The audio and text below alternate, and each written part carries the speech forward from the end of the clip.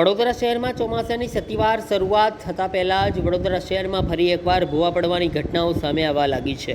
વડોદરા શહેરમાં માર્ગો પર પડેલા ભૂવાઓએ વિકાસ કામોની ગુણવત્તા અને તંત્રની કામગીરી સામે અનેક સવાલો ઊભા કર્યા છે.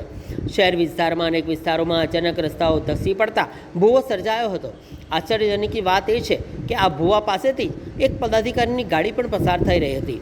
ઘટનાના દ્રશ્યો પણ હવે ચર્ચાનો વિષય બન્યા છે. ચોમાસા દરમિયાન વડોદરામાં ભૂવા પડવાની સમસ્યા સામાન્ય બની ગઈ છે, પરંતુ આ વખતે વરસાદ શરૂ થાય તે પહેલાં જ રસ્તા ધસી પડતા નાગરિકોમાં ચિંતા વધી છે.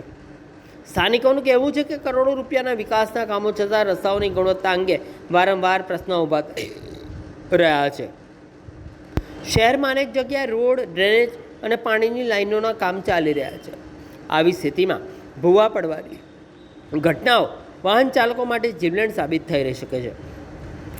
સ્થાનિકોએ તાત્કાલિક સમારકામ સાથે જવાબદારો સામે કાર્યવાહી કરવાની પણ માંગણી કરી છે.